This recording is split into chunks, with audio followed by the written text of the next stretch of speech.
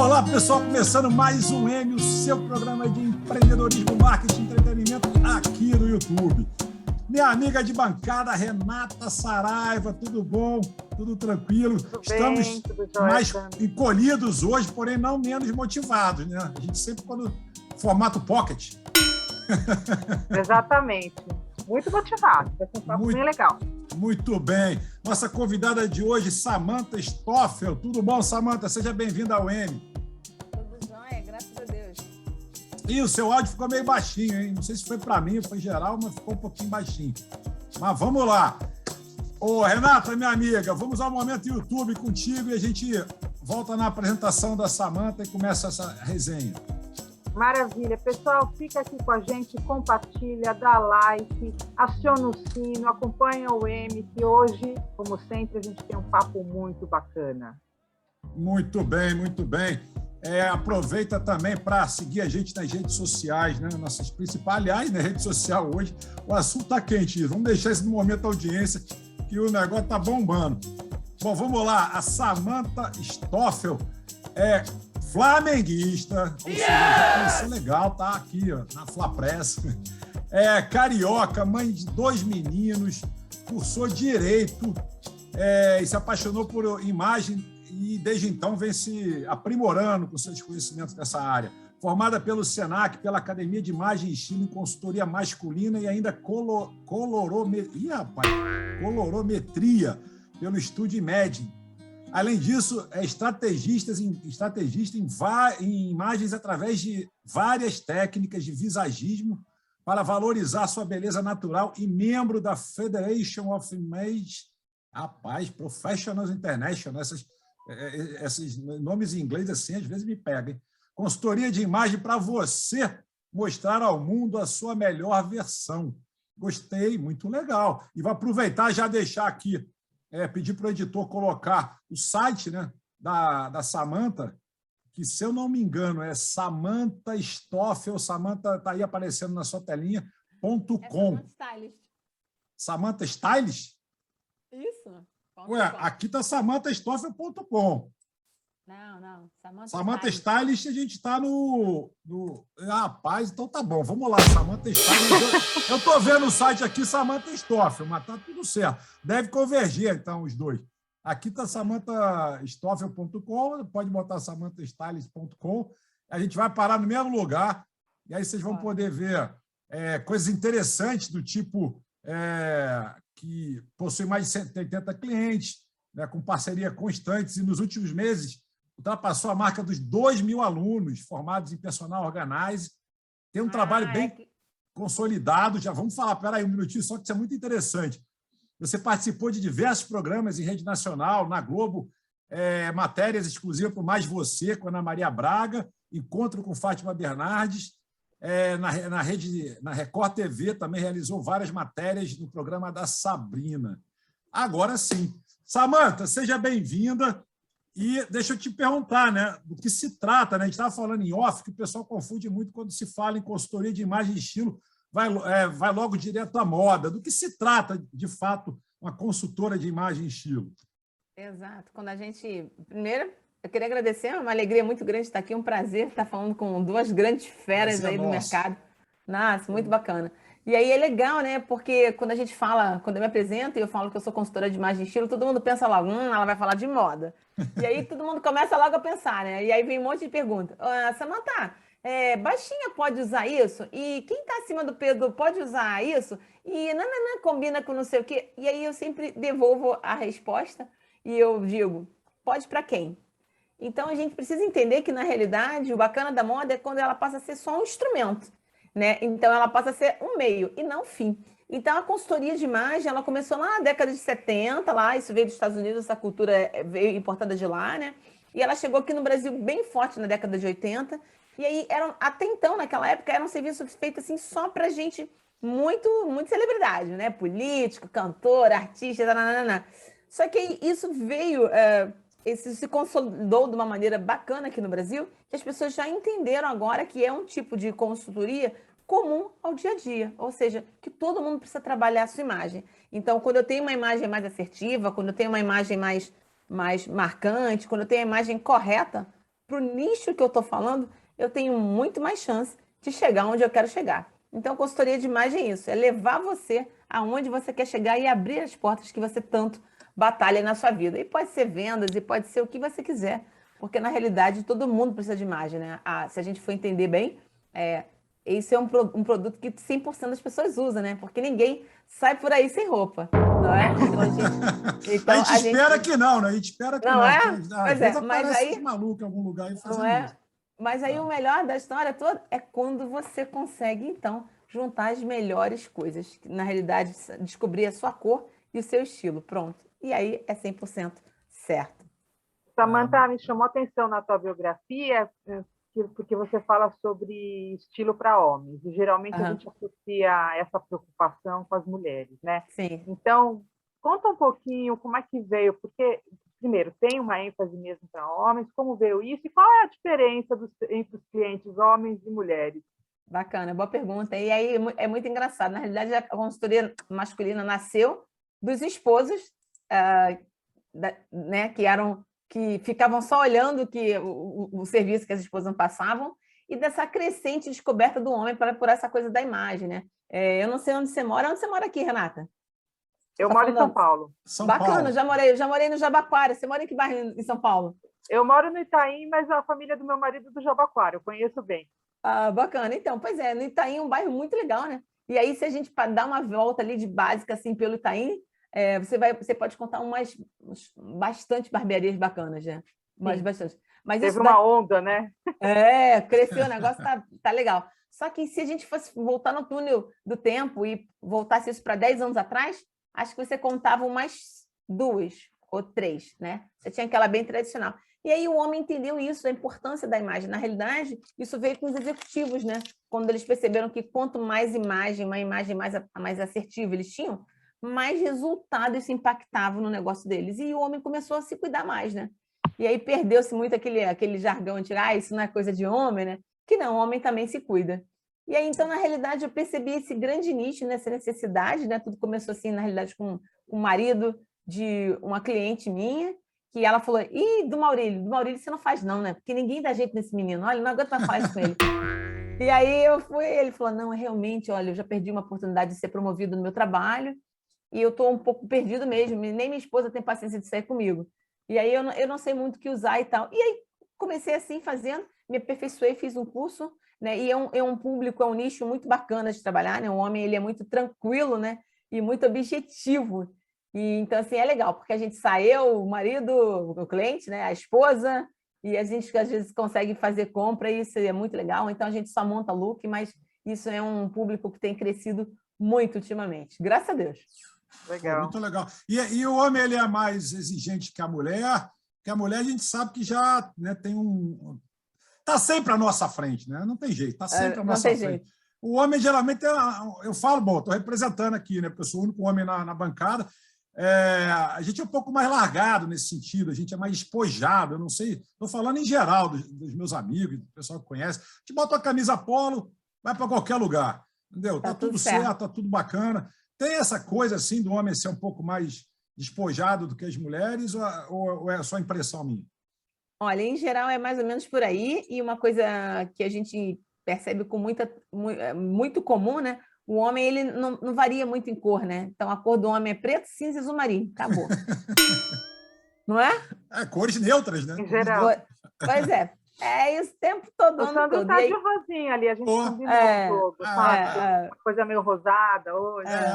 Que eu adoro, viu? Adoro esse rosa baby, azul baby, que também não compromete, combina com tudo. Você bota uma calça jeans, bota, sei lá. Né? Mas a maior parte dos homens não, mas em geral, assim, quando o homem busca consultoria de imagem, é porque ele realmente está procurando, a maior parte dos homens que eu já atendi, dos clientes masculinos, né? Eles buscam em função de trabalho, né? A pegada dele é essa, eu preciso me promover, ou então eu estou me lançando no mercado como XXX carreira, e eu sei que a imagem impacta muito e tal, e aí ele pede consultoria. Mas eu já peguei clientes também, assim, peguei há pouco tempo um cliente, um empresário, na realidade, ele falou, olha, a minha esposa, ela é muito bonita, e quando eu chego em todos os lugares, assim, ela é aquele destaque, e você pode me dar uma ajuda? Eu quero chegar no lugar e eu quero que todo mundo olhe primeiro para mim. e depois para ela. Aí eu falei, não, dá para fazer, dá para fazer. Ele, não, então assim, eu quero uma roupa mais assim, eu malhei, eu emagreci e tal. E realmente ele tinha assim um corpo que favorecia. Eu falei, não, dá para fazer. Mas eu já ouvi de tudo, tipo assim, olha, eu me separei, estou perdido. Quem via minha roupa era minha esposa, era minha mulher, e agora eu também troquei de trabalho nesse meio tempo. Aliás, me separei porque troquei de trabalho, enfim. E você consegue me ajudar? Assim, então, tem um monte de situações assim bem bacanas. Samantha, o que é visagismo? Então, o visagismo é a técnica que estuda a métrica do rosto, porque o nosso rosto, nosso corpo inteiro, na realidade, né? Ele é assimétrico, né? Não sei se você já percebeu que você tem um pé um pouquinho, você compra um sapato novo, tem um pé que fica um pouquinho mais justo, outro pé que fica mais folgado. E isso acontece com o nosso rosto também. E aí, quando a gente entende qual é a métrica do rosto, não sei se já aconteceu com você.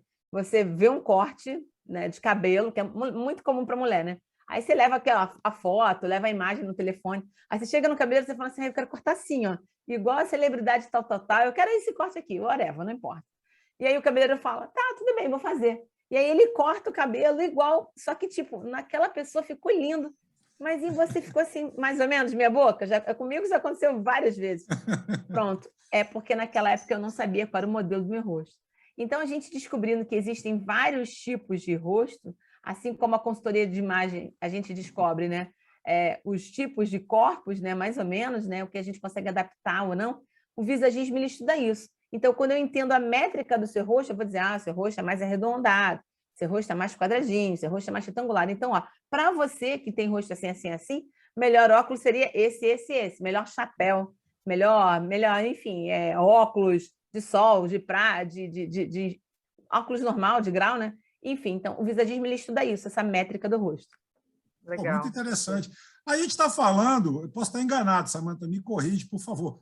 A gente está falando meio numa pegada de personal branding, né? De marketing pessoal, né? Que seria a pessoa se cuidar de uma maneira geral. Mas você também trabalha com pessoa física, com pessoa jurídica, né? Com empresas. Sim. Como é que é a diferença de cuidar da imagem de uma empresa para uma imagem de uma pessoa? Que aí já cresceu, né? A coisa já virou, já não é mais uma coisa individual, já é uma marca, né? Já é uma coisa, né, mais pomposa e tal. Como é que essa virada de chave?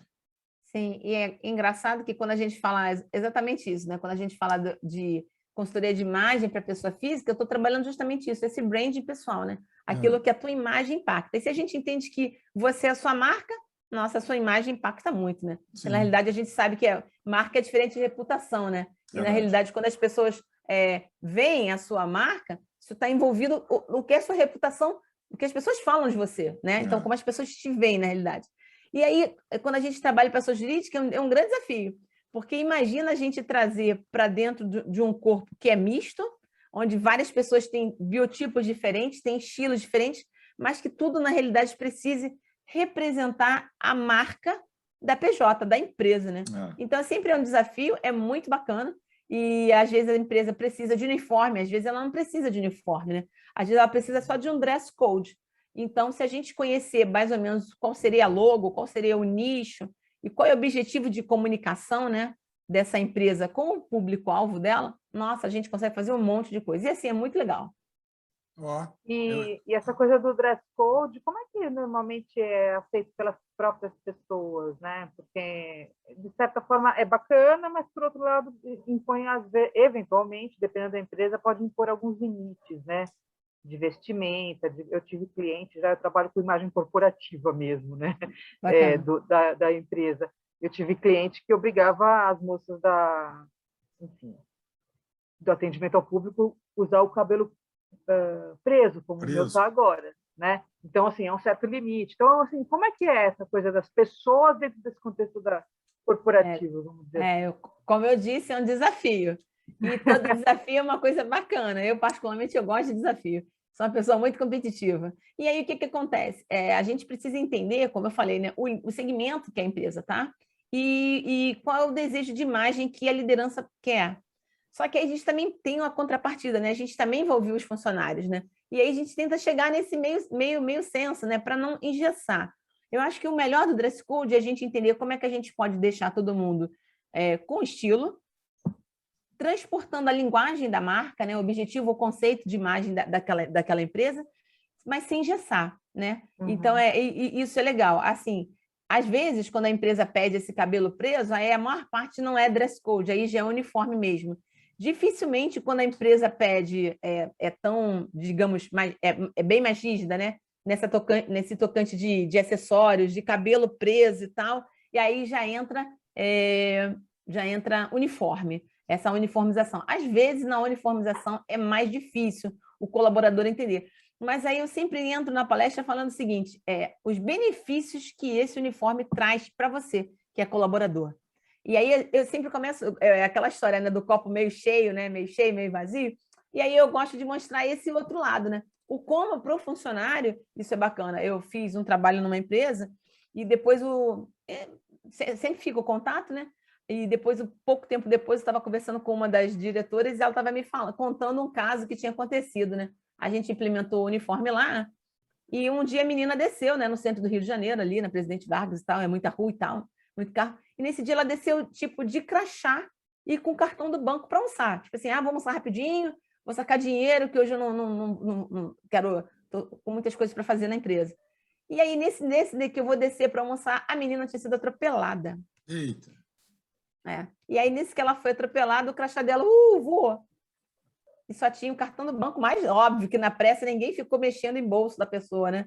E aí, na hora, viram a logo da empresa dela, e aí o pessoal dá uma gulgada, descobriram qual era a empresa, e ligaram para o RH, e, olha, tem uma moça assim, assim, assim, assim, assim, aí descreveram como é que ela estava, né? A pessoa, nossa, é daqui sim, é funcionária e tal. Então, assim, o quanto que esse uniforme não salvou essa moça, entende? Então, assim, é bacana para o empresário, porque, na realidade, ele tem, né, aquele corpo representando a empresa, né, não sei quantas horas por dia, né, na condição, no banco, no restaurante, aonde quer que aquela pessoa vá, o funcionário está ali meio que fazendo, meio não, né, totalmente, né, fazendo a propaganda da sua empresa, mas, ao mesmo tempo, te protege, né? Então, a gente teve esse caso dessa moça que foi atropelada, mas foi só um susto, né, mas, graças a Deus, na hora, todo mundo fica bem preocupado, né? Eu já tive outros episódios de funcionário estar num lugar e chegarem pessoas diferentes, aí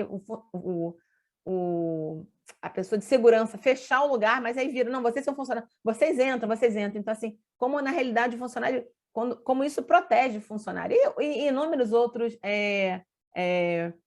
exemplos eu poderia dar aqui, né, que são benefícios de você ter uniforme, né? E também aquela economia, né? Processual do dia a dia. E o interessante do uniforme em relação ao dress code é porque, como é uniforme, então há o entendimento de que é uniforme e está tudo certo. Então, o sentimento, vamos dizer assim, de eventual de limitação é menor, porque como você vai na escola, as crianças vão na escola, muitas têm uniforme, né? Então, meio fazendo uma analogia. Né? Eu tenho uma coisa interessante para perguntar, Samantha, porque, por exemplo, na minha agência, de 80% a 90% são formados de mulheres. Entendeu? Então, e detalhe, tá? A mulherada acaba impondo determinadas leis que elas mesmas criam para condutas, digamos assim, de compliance. Exemplo, tamanho da saia. Sim, tá? Tamanho da saia, elas criaram. Gente, eu não fiz absolutamente nada. Entendeu? Eu não, por mim, pode trabalhar desde que esteja vestida, pode trabalhar vestida, né, apresentável, né? Mas elas decidiram o tamanho de saia, ou seja, a saia tem que ser na altura dos joelhos, a roupa, a parte de cima não pode ser... Como é que chama? Antigamente falava bustier, hoje já tem outro nome, né? Mais bustier. Muito decote, né? Decote. Não pode ser muito decotado. Não pode ser uma coisa como se vai para academia, né? Com top, com sei lá. Tem que ser uma roupa mais corporativa. Gente, eu fiquei impressionado que se viesse de mim, podia parecer machismo, podia parecer um negócio meio... Né, o cara está impondo regras que... né, meu corpo, minhas regras, aquela coisa. Gente, eu não fiz nada, absolutamente nada. Elas fizeram todo um código, entendeu? E detalhe, já aconteceu de gente nova entrar na agência, não sabendo disso, e apareceu com roupas assim, mais curtas e tudo mais, principalmente estagiária, né? Rapaz, isso deu uma confusão, mas uma confusão assim, violenta mesmo, um negócio sério. A gente teve que mandar a pessoa de volta para casa, para poder voltar dentro do padrão que elas fizeram, tá, gente? Não fui eu. Eu quero deixar bem claro que não fui eu que fiz isso. Não, isso é tão verdade, né? Porque a gente vive isso, né? E assim, é legal que quando os funcionários entendem isso, todo mundo se adequa de uma maneira que fica uma coisa assim, meio que orgânica. É impressionante, né? Verdade. E assim, é legal, porque cria uma conscientização. Então, isso mostra, na realidade, o grau de maturidade, e isso é bacana na sua empresa. Pô, vocês estão de parabéns. Elas estão de parabéns, né? Já que você não teve influência nenhuma. Nada, legal. Zero influência. Não, elas estão de parabéns. Fala, vai. Não, é que tem uma outra coisa curiosa. Eu já trabalhei em várias agências de comunicação grandes, trabalhei no jornalismo, em jornais grandes, em ambientes grandes, vamos dizer, com muitas pessoas. Uhum. Porque aquele ambiente que acaba é uma comunidade, ele acaba tendo um certo estilo próprio. Verdade. O estilo, sabe, o jeito de se vestir, os óculos. Né? Então, assim, por exemplo, eu trabalhei em agência que eu trabalhava na área de RP, mas era de publicidade. Então, tem um quê da publicidade, daí o outro tem o quê da comunicação corporativa, outro do jornalismo. Redação de jornalismo também, tem um DNA próprio. É curioso, também. Tipo de... Eu me lembro nos anos 90, aqui em São Paulo, tinha um tipo de sapato que as jornalistas adoravam usar. E eu tinha vários desses sapatos, que era um sapato, eu trabalhava em redação na época e tal, eu sou jornalista de formação, né? E era um sapato... ele era feito à mão, né? Era uma fábrica assim, de manufatura tal, e ele geralmente não era arredondado, era mais quadrado, tinha um tipo de salto, tinha umas cores e tal, e era um negócio muito descolado, assim, meio cool, sabe? Assim, legal. Só que assim, eu não tinha consciência disso, até que outro dia eu li em algum lugar, acho que numa rede social, já faz tempo, tem até uns lá, mas que eu nem uso mais, né? E aí eu li uma nota falando sobre essa marca, que naquela época, de fato, as mulheres intelectualizadas de São Paulo gostavam de usar aquele sapato, era muito usado pelas jornalistas. Virou assim um assunto, sabe? Eu achei aquilo muito engraçado, porque eu era vítima dessa...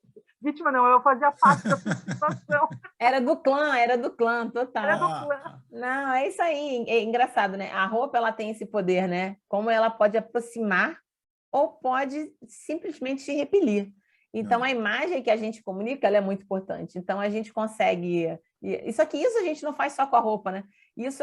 A gente acaba vivendo isso de uma maneira geral no consumismo. Então, quando você usa aquele telefone mais famoso, talzinho caro, né? Você está dizendo para o mundo, eu sou bacana, tá? Eu sou desse grupo aqui, eu sou dessa clã. Então, quando você tem aquele... Então, é assim para tudo, né? Então, assim, a imagem da gente, sem sombra de dúvidas, como eu falei, né? Ela consegue abrir ou fechar portas, né? Então, assim, a gente entender o universo que a gente está e o público que a gente fala, isso, sem sombra de dúvidas, te conecta mais com as pessoas, né?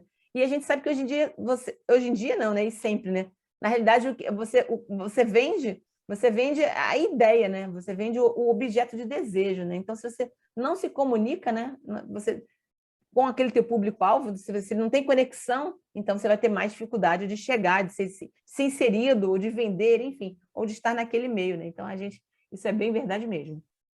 Eu gosto muito desse negócio de ter o DNA próprio, e como a Renata falou, eu também trabalhei em redações, é impressionante, cara, como é que muda o perfil. Quando você entra numa redação grande de jornalismo, vai para uma redação de publicidade, que já é outra pegada, a galera já é mais, entendeu? Mais descolada, outro papo. E quando você vai, de repente, atender um cliente, por exemplo, você vai numa empresa, uma empresa mais séria, uma coisa assim, séria que eu digo no sentido de formal, né? E você, às vezes, até tem que colocar um blazer ou colocar um... Isso que eu ia falar, tanto que tem aquele clássico nas agências de relações públicas, de comunicação corporativa e tal, o clássico de ter uns rapazes, né? De ter o terno que fica pendurado ali, porque se precisa, sabe, no meio do dia, precisa ir lá falar com o presidente da empresa que é cliente, eventualmente, tudo bem, se for no Google não vai ser assim, mas se for numa outra empresa, você vai, às vezes, pega mal se você não tiver no dress code da empresa cliente. Isso que é Exato. Então, é isso que eu estou falando. É o poder de você se comunicar com aquele público-alvo, né? Há pouco tempo uma pessoa me perguntou, mas como é que você faz? Porque aqui na empresa a gente tem um dress code muito livre e tal. Aí eu perguntei, mas qual é o público-alvo de vocês? Ah, nosso público-alvo é XXX. Falei, então tá bacana, tá combinando. Eu atendi há pouco tempo um CEO de uma agência de branding, para falar a verdade, né? E ele tinha bem essa pegada assim, sabe? Tatuagem e tal, sabe? Ele era bem jovem, né? Ele falou, Samanta, então, eu resolvi te contratar porque passei um desafio há pouco tempo, fui contratado por uma empresa de consultoria financeira para a gente fazer o rebranding da marca, enfim, tudo mais.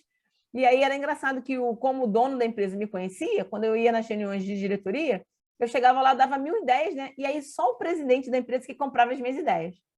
E o pessoal que tinha de vendas, e acho que uma parte do marketing, sei lá, não curtia muito as coisas que ele falava. E aí ele começou a perceber que o pessoal era meio engessadinho lá, né? Ah, não, porque o pessoal chega lá de gravata, eu não vou botar gravata. Eu falei, não, mas olha só, o fulano, eu nem quero botar você de gravata, nem combina, mas eu acho que tem algumas coisas no seu rosto que a gente pode fazer, que podem mudar. Então, ele tinha uma barba, a barba dele vinha aqui embaixo, assim, fazia um triângulo, sabe? Então, assim, era uma imagem, tipo, muito moderninha para aquele público, para aquele cliente específico que ele usava. Ele falou, cara, não vou tirar minha barba. Eu falei, não, a gente não vai tirar, a gente só vai dar uma parada nela. Teu rosto é assim, então ela pode ser uma barba mais arredondada. Vamos fazer isso. Dá para você tirar esse brinco? Aí, pelo menos? Aí ele, não, esse aqui eu tiro. Não, piercing do nariz eu vou tirar. Assim. E a gente foi trabalhando algumas coisas na imagem dele, né? Claro, a tatuagem não tinha nem como não tirar. A gente não engessou ele, mas a gente deixou ele mais parecido com o público que ele fala, que ele estava atendendo na época, né? E aí eu falei, e aí, como é que foi? Ele falou, sensacional. Eu cheguei lá, eles falaram, caramba, você tá diferente. Então é isso, sabe? A gente precisa ser aceito. Engraçado que a gente faz essa exclusão, essa inclusão, né? Desde a mais tenra infância, né? Que quando a gente está no jardim de infância, aquele coleguinha que não é parecido com a gente, o que a gente faz? Você não joga no meu time, não é? Então, assim, isso é uma coisa que você faz automaticamente, sem você perceber. Porque, na realidade, uma imagem, ela vale... o jargão é velho, todo mundo já conhece, vale mais que 1000 palavras, mas assim, é num 10º segundo, né? Então, existem inúmeras pesquisas já que já apontam isso, né? É um 10º segundo. Então, assim, 1, 2, 3, acabou. Eu já fiz aquela imagem, já te julguei, né? Eu já imagino quem você é, só pelo que você fala, pelo como você se apresenta, quanto que você gesticula, pela sua roupa.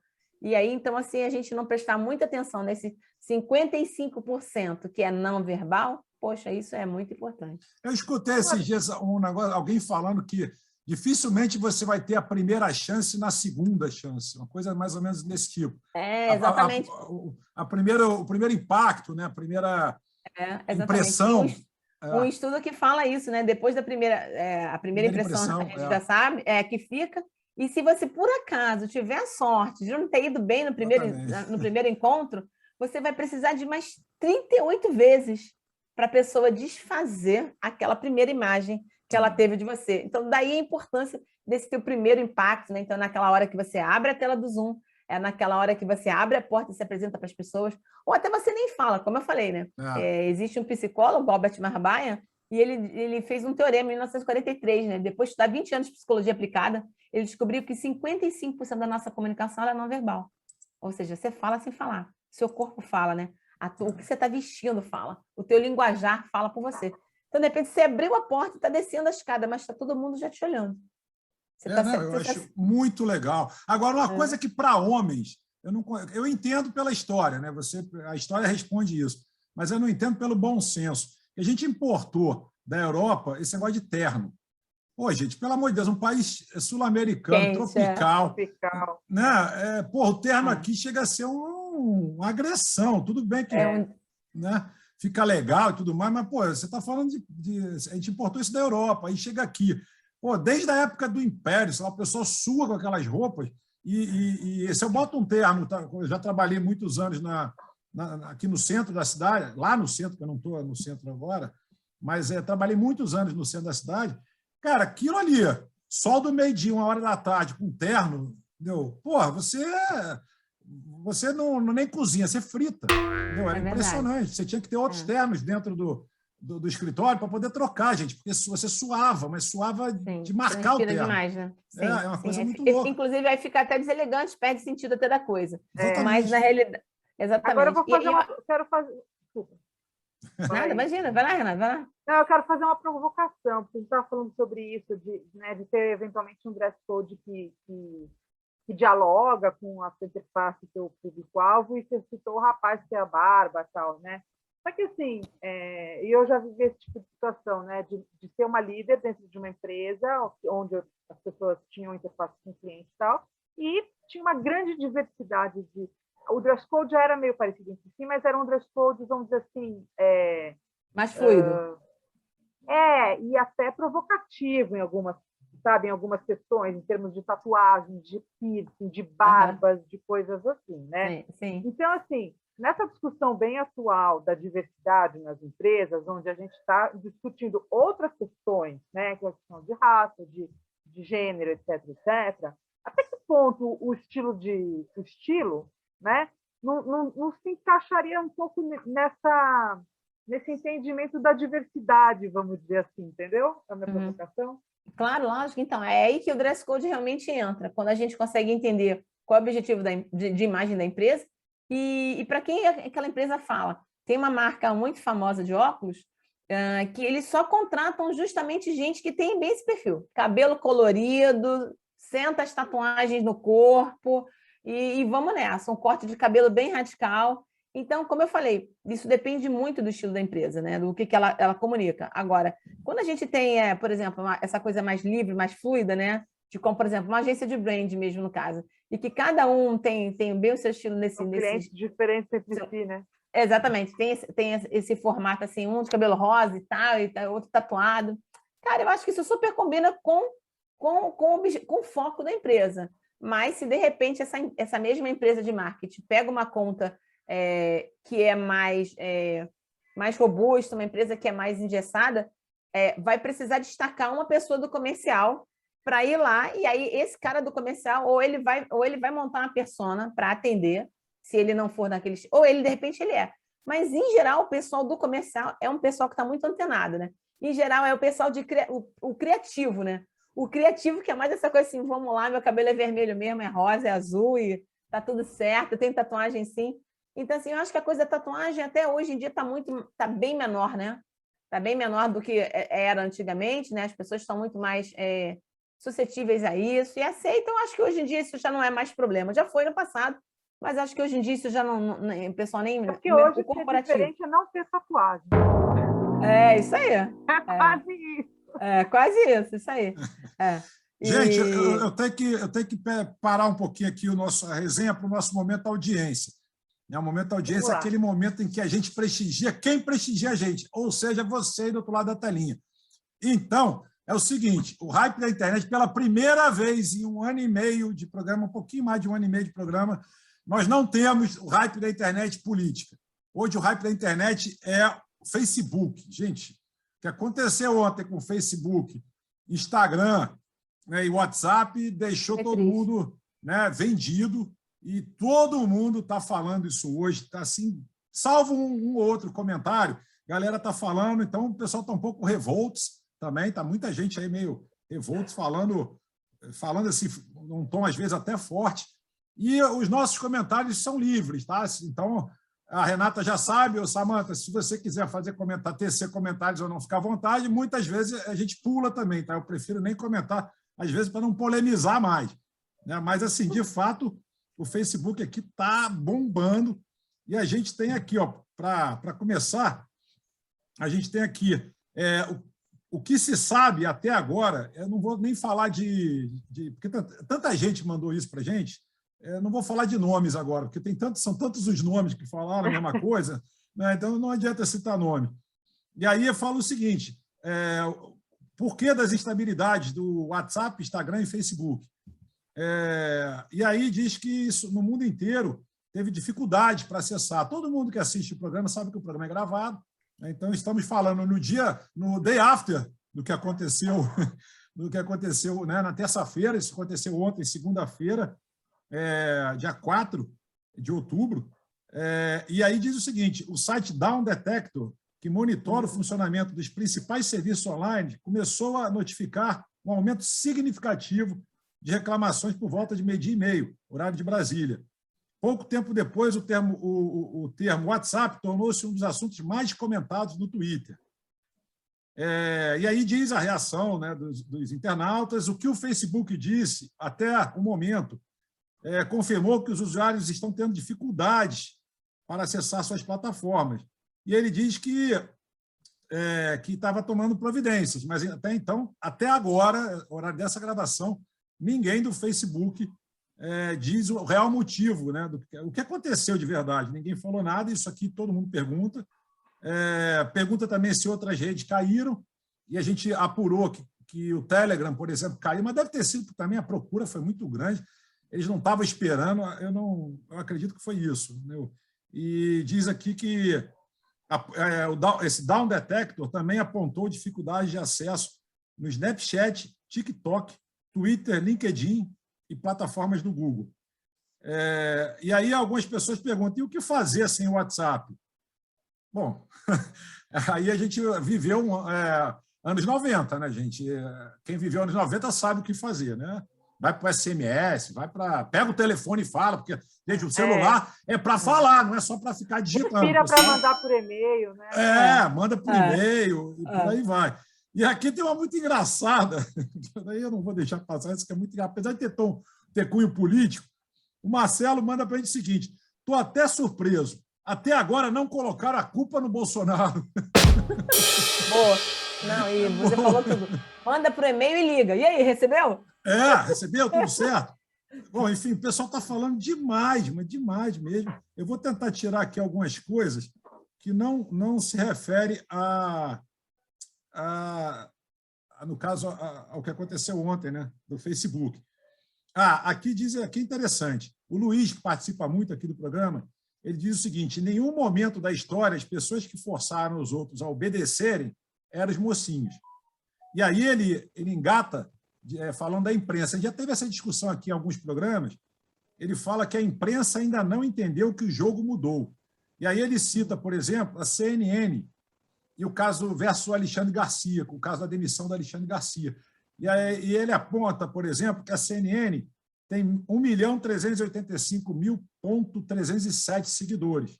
E o Alexandre Garcia tem 3.103.081 seguidores, ou seja, tem mais que o dobro de seguidores do que a própria CNN. Então, isso é uma coisa, cara, para se pensar. Eu também acho que o jogo mudou. E mudou legal. Entendeu? Que bom que mudou. Entendeu? Que a gente não fica na mão só das grandes corporações de informação. E aquela história, às vezes a imprensa... Eu não sei se a imprensa ainda não entendeu ou não quer entender. Tem isso também, tá? Então, eu acho que a imprensa, às vezes, faz vista grossa, que acha que ainda detém o monopólio da informação e não detém. Que aí é polêmico, né? Mas muito. Tem muito a ver com uma questão também de responsabilidade de informação, vamos dizer assim. Verdade, verdade. Não, mas isso aí ele mandou para polemizar mesmo. Eu senti um pouquinho de escorrendo assim, um pouquinho para polemizar, mas a gente faz uma pode dar ideia ou não, enfim. Tem outra aqui interessante. A galera está nessa pegada porque o pessoal aproveitou a situação para falar também de imprensa. Aí vem a Carlinha, ela fala o seguinte: a TV Globo perde quase 2 milhões de telespectadores e tem o pior Ibope do ano no mês de setembro. Esse mês de setembro agora. Ou seja, é complemento do que o nosso amigo falou de antemão. Está mudando, ele já mudou, entendeu? E vai mudar mais, né? Isso se a gente pensar aí nessa nova geração que praticamente assiste mais YouTube do que qualquer outra coisa. Sim. Eu tenho sobrinhos de 10 anos, porra, essa galera dessa nova safra aí, de 10, até mesmo 20 anos, a galera fica grudado. Na graduação, o pessoal só fala de YouTube, né? Nos cursos de graduação. Pós é uma galera um pouco mais, já está mais, né, mais antenada. Aqui diz também o seguinte, que é interessante, tá, gente? Isso aqui é bacana. A Rita, ela pegou aqui o Globo de ontem. Eduardo Paes confirma a programação para carnaval sem distanciamento ou redução de público. E aí diz uma frase que ele citou ontem, abre aspas: se tivesse regra, eu seria o primeiro a desrespeitar. Rapaz, o Dudu Paes está polemizando aí. Vamos ver se rola, né? Pois é. Não foi ele que falou que era para prejudicar todo mundo que não tiver... O objetivo é esse mesmo, é prejudicar quem não tomou vacina? Cara, eu estou achando ele... Não entendi, né? ele já esteve aqui no programa, já conversou com a gente, mas, cara, eu acho que é arriscar demais, entendeu? É uma situação totalmente que não precisa ter esse risco todo. Fora que, pós o carnaval, pós o verão, a tendência é aumentar, né? A gente já viu isso em outras ocasiões.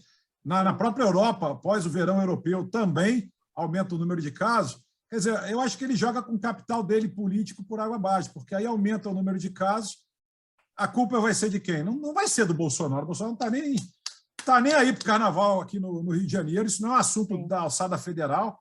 Entendeu? E por mais que a gente brinque, né, que o pessoal coloca sempre a culpa no Bolsonaro, é ele que vai responder por isso. E publicamente, porque com essas manifestações, esse palavreado, essas frases que ele está usando, está muito pesado, né? E o momento ainda é de pandemia. Eu sou radicalmente contra. Eu acho que a gente já está há 2 anos vivendo esse momento delicado. Esperar mais um verão, gente, pelo amor de Deus, é bom senso. E tem uma situação também que, se a gente lembrar que há 1 ano, também essas conversas já estavam existindo. Vai ter o Ano Novo, vai ter o Carnaval. Daí não teve, né? Ou se teve, ou o pouco que teve de Réveillon fez com que a curva pandêmica piorasse e tal. Então, infelizmente, a gente está vivendo uma situação de que a gente está numa situação um pouco melhor e tal, ou menos pior, vamos dizer assim, porque os números, né? A gente já acostumou com números tão altos que eles não parecem tão altos, mas eles estão altos. Então, a gente não sabe exatamente até quando. Qualquer prognóstico que a gente faça não é muito realista, né? Então, eu vejo isso aí um pouco como assim, vamos ver se vai mesmo acontecer isso, sabe? Verdade. Tomara que não, né? Mas ele está botando... Tem que ter um certo ceticismo, eu acho, na situação atual. Eu acho também. Eu acho que tem que ter um certo ceticismo, porque não é brincadeira, gente. O negócio é sério. Eu fiquei internado uma semana no UTI, não é fácil. Gente, para fechar o momento, a audiência, vamos fechar com o Mark Zuckerberg, né? Que é o assunto do momento, todo mundo só fala nele. Então, vamos fechar aqui com outra manchete da Forbes Money, que diz que Mark Zuckerberg perde 6 bilhões de dólares após falhas no WhatsApp e denúncias de ex-funcionária. O negócio está pegando para o lado do Mr. Mesmo assim, acho que ele consegue, ele continua com mais de 120 bilhões, uma coisa assim, né? Ele tem um acumulado... 6 bilhões era de 132 bilhões, se eu não me engano. Não, segundo a Forbes, ele ainda tem 116,8 bilhões. Um trocadinho. Tá fácil. Ele caiu da 5ª para a 6ª posição no ranking da Forbes. Enfim, desagradável essa situação. Perdeu para o Bill Gates. Pois é. Agora, essa denúncia de ex-funcionária está tendo muito isso, né? A gente vê, ultimamente, teve o recente caso do presidente da CBF. Toda hora tem um caso no meio político também, no meio empresarial. Aí vem uma pergunta, não me entenda como pergunta machista, que não é, mas é uma pergunta como jornalista, que é a minha formação, né? E eu tenho que fazer essa pergunta, que é o seguinte: muito se fala, você pega esses caras que geralmente são pegos em assédios e tudo mais, boa parte deles tentam jogar a culpa na mulher. E muitas vezes tentam jogar a culpa na roupa da mulher, dizendo que, se ela não quisesse me provocar, ela não vinha com uma roupa, digamos, tão curta, ou uma roupa tão como é que se diz? Tão pequena, não sei, uma roupa tão despojada. Provocativa, exatamente. Isso não é meio que transferir uma responsabilidade, que eu acho que a mulher pode estar até seminua, mas não é o caso de assédio, pelo amor de Deus, né, gente? Aí eu acho que a gente está trocando, vitimizando a pessoa que é culpada, né? Ela está se vitimizando, tentando jogar a culpa em quem ela assediou. Como é que você vê isso, Samantha? Então, eu acho que é um meio a meio, né? Acho que a gente tem que ter bastante consciência aí do que a gente veste, como eu falei para você, né? Do nosso dress code para a vida, né? Para o mundo, né? Então, de repente, será que eu preciso chegar assim com um decote tão profundo, uma saia tão curta no meu ambiente de trabalho? Claro que nada disso justifica, né? Como você falou, né? Ela podia estar de sutiã e calcinha, o cara também tem esse direito de chegar lá, enfim. Mas às vezes a tua roupa, às vezes não, 100% das vezes, né? A nossa roupa, como eu falei, fala muito do teu comportamento. Então, de repente, você é uma pessoa muito simpática, fala muito, se comunica, aí o cara, sabe, erroneamente, vai juntando as coisas e perde o fio da meada, né? Então, não necessariamente que aquilo foi a culpa da moça, mas talvez, será que se ela tivesse com uma outra roupa, ele teria agido dessa maneira? Então, eu acho que é uma questão que a gente tem que observar, que também está aí, é bem fácil também, né? Eu tenho, às vezes, um comportamento que é max, digamos, do que o necessário deveria ser. Eu uso uma roupa provocativa e aí também é difícil as pessoas não confundirem. Você, estando com uma roupa adequada, às vezes as pessoas confundem. Quantas vezes você, às vezes, estende a mão, é simpática demais, ou então simplesmente tem o hábito de falar e tal, aí todo mundo, às vezes, te olha de outra maneira, né? E você estando com um dress code normal, quiçá você estando com essa peça provocativa. Então, acho que, de repente, é uma via de mão dupla. Acho que eu não sou a favor de gente vitimizar a mulher, mas eu também não acho que a culpa é 100% do homem. Agora, que eu acho que a gente tem que pesar a balança aí, não pode ser imparcial. Eu acho injusto quando falar, não, a culpa é do homem, ela foi... Mas o quanto que também que a pessoa, às vezes não facilitou, mas e quando facilita? Então, também é meio complicado você colocar a culpa 100% só no cara. Acho que cabe um pouco de consciência, né? Assim como eu não vou para o fórum, né? Eu cursei direito, então, assim, como eu não ia para o fórum de biquíni, eu também não vou à praia de Itaia e salto, né? Então, a gente tem que ter muito consciência do que a gente está vestindo, né? E que linguagem, que imagem você quer passar, né? Então, eu acho que é meio por aí. Boa, boa. Bom, vindo de você, tá ótimo. A convidada pode falar à vontade, ainda mais sendo mulher. Não, porque eu acho também, eu acho que a gente tem que... você tem tua imagem, né? Como você falou, a imagem não verbal, é tua imagem, é a forma como você quer passar.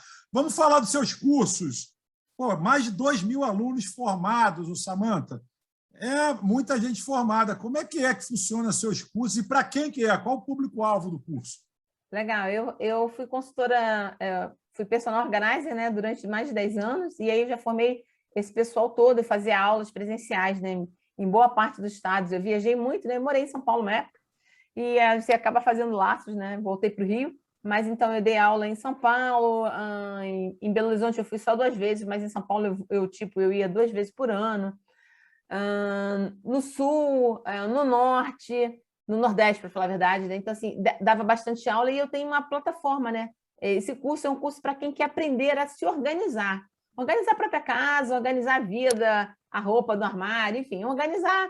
E também eu tinha o curso que era para a pessoa se profissionalizar, né? Então, eu formei muita personal organizer aí, gente que está bastante tempo no mercado já. A roupa de armário me interessou, hein? Porque, não, deixa eu te falar, minha mulher, ela quer me esganar quando ela vê meu armário. Sabe que, só uma observação sobre isso, não sei se tem regra, não, mas uma coisa que eu peguei como hábito antes da pandemia, todo dia tinha que sair rápido, e vai para a academia, vai para o escritório, não sei o quê, aquele tempo da manhã é curto, né? Sim.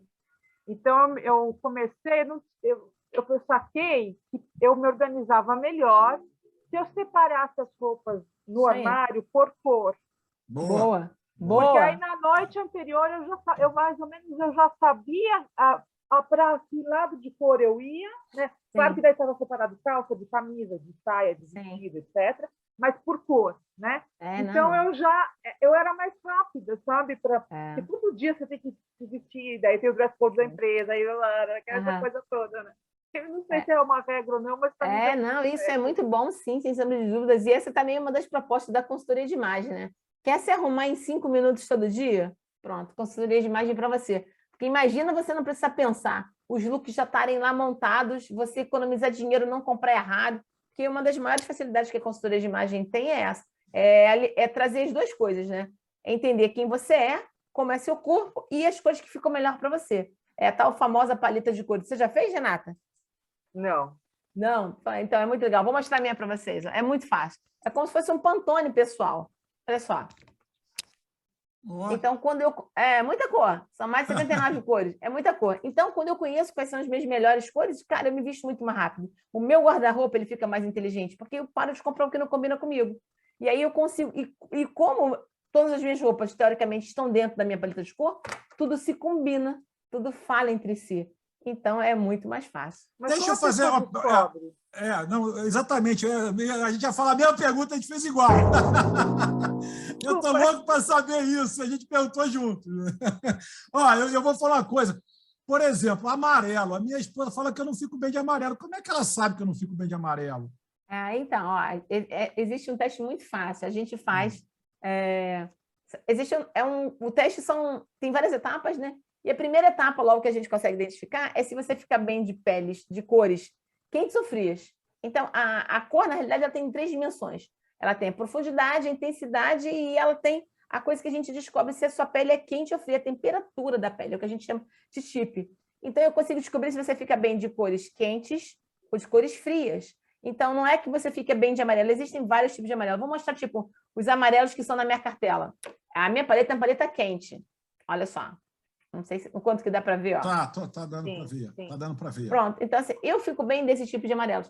Mas se eu colocar aquele amarelo assim, bebê, aquela coisa assim, bem clarinha, em mim, não. E aí, como é que a gente vê isso? Você vai ver um rosto que vai ter muito mais olheira, muito mais linhas de expressão. Ah, Samanta, vai sumir minha ruga? Não, eu não sou cirurgiã plástica, eu sou consultora de imagem. É outro papo. Mas a cor correta, ela vai trazer esses benefícios. A sua pele vai ficar mais viçosa. É como se você remoçasse. Provavelmente você já ganhou alguma camisa, Sandro, sei lá, de Natal, de amigo oculto de alguém que não tem muita intimidade contigo, e você vestiu aquela camisa e falou, cara, parece que isso aqui me sugou, parece que eu estou cansado, parece que eu estou mais velho.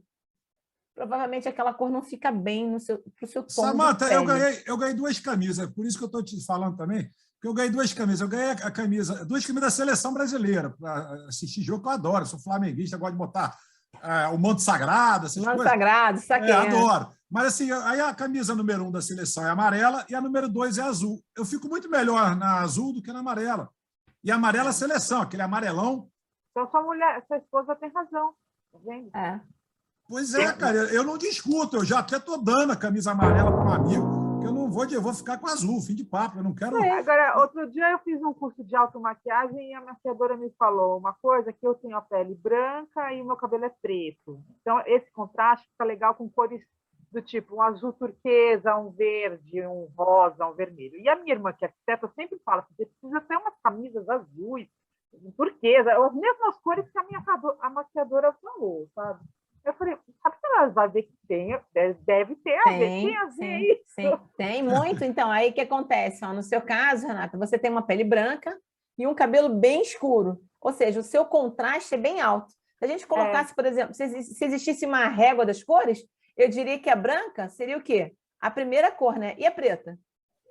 A última. Ou seja, a distância entre as duas é muito grande, é a mesma coisa. Há uma delimitação muito grande. Preto é ruim para esse contraste? Não, isso é bacana. Não? Então, não, isso é legal. O que acontece, então? Então, a gente entende que quem tem um alto contraste, ou seja, uma pele muito branca, tipo a Branca de Neve, né, do desenho. Lembra o vestido dela? É vermelho. Era vermelho, mas assim, como ela é um desenho infantil, Disney usou aquelas coisas que são bem infantis. Obviamente que o objetivo é esse, dentro do contexto. Mas, na realidade, você conhece gente assim igual a Branca de Neve? Nossa, eu conheço. Gente que tem a pele muito branquinha e o cabelo muito escuro. São pessoas que eu posso abusar, então, desse alto contraste. Então, você, muito provavelmente, não dá para ver, a gente está de vídeo e tal, né? A iluminação aí na sua casa está entrando assim pela lateral, eu não estou te vendo de frente, mas se a gente fizesse uma análise, provavelmente você fica bem de cores que são de alto contraste. Então, assim, sabe aquela dupla famosinha, antiga, todo mundo conhece? Preto e branco? Você provavelmente deve ficar bem de vestidos que sejam estampas preto e branco, ou então quando você coloca um blazer preto e uma blusa branca por fora, ou ao contrário, você fica bem nesse contraste. Só que isso não replica em todo mundo. E aí, como é que eu sei como é que é o meu contraste? Nossa, fazendo uma análise cromática como a consultora de imagem, entendeu? Então, assim, isso é bacana, a gente já descobre meio caminho andado aí dessa trilha aí de se vestir. Aquela velha história de cor de pele também, quem é negro, geralmente tem uma tendência a botar roupas para contrastar, né? Às vezes o amarelo que eu não uso talvez fique mais interessante. Eu tenho amigos que adoram camisa amarela e são negros assim e dão contraste. E eu, por exemplo, eu boto uma camisa amarela, a minha esposa diz que eu fico monocromático.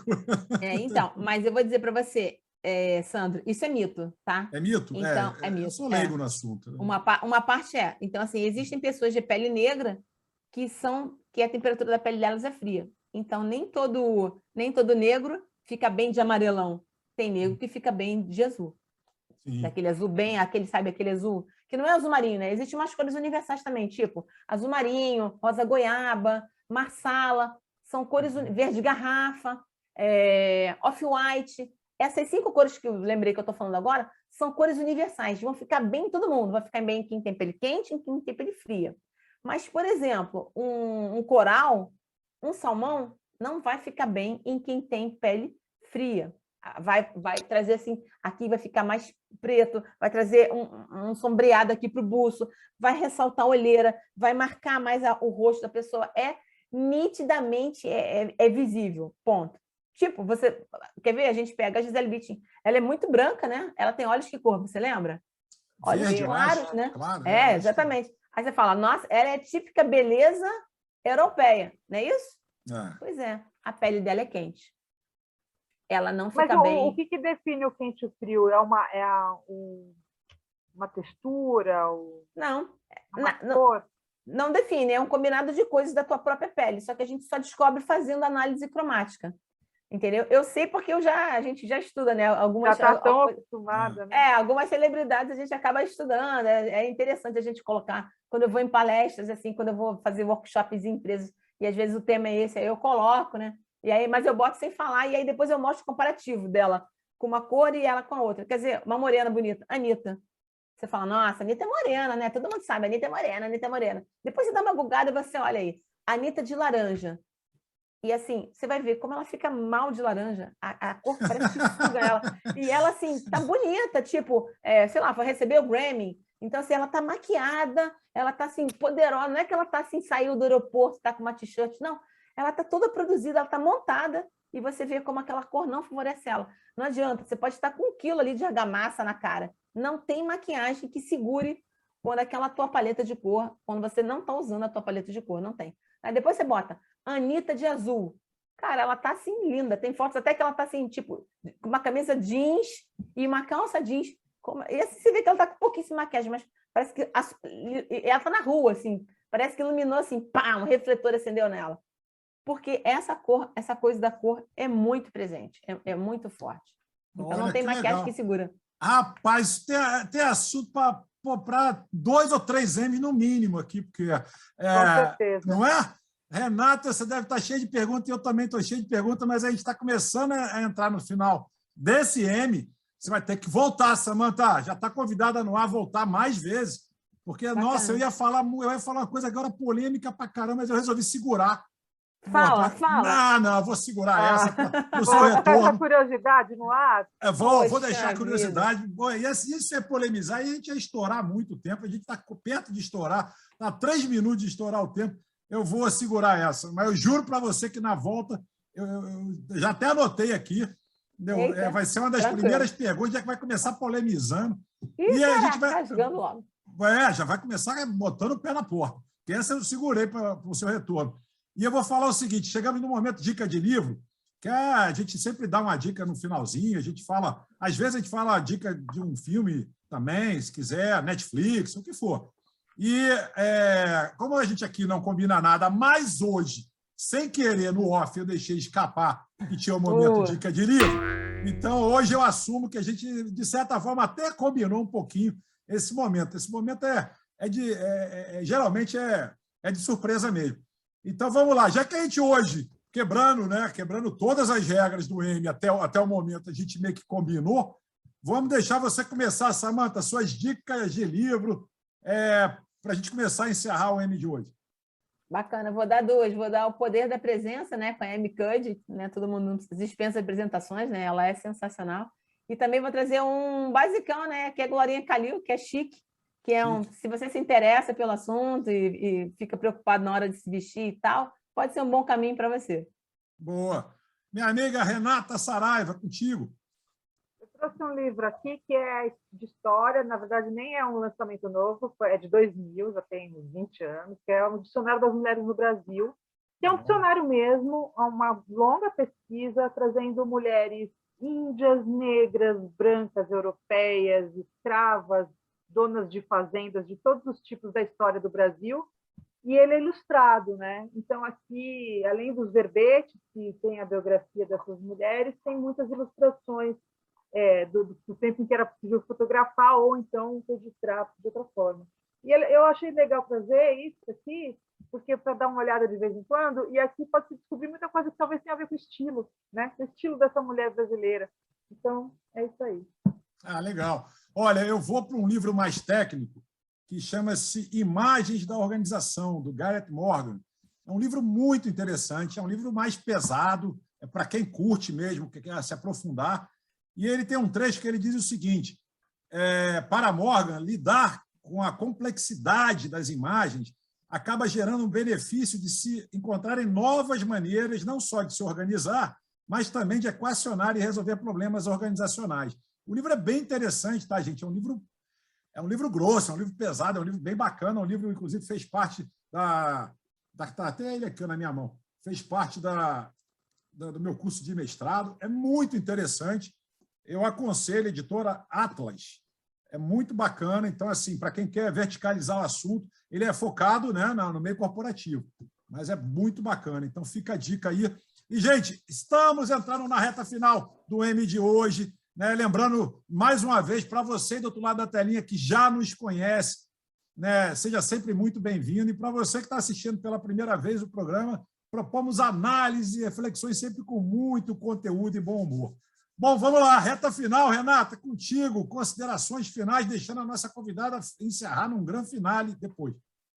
Sandra, eu estou contigo, que eu fiquei apaixonada por esse tema, eu quero falar mais sobre ele e quero estudar mais também. Boa, boa. Não, seguir cenas do próximo programa com a Samantha. Segura a onda aí, que no próximo programa vai ter muita coisa legal. Samantha, o encerramento é contigo. O M é todo seu, fica à vontade aí para encerrar da maneira que você quiser. Nossa, só queria agradecer, foi sensacional, muito mais do que imaginei. Obrigada, Renata, de coração. Sandra, você é sensacional.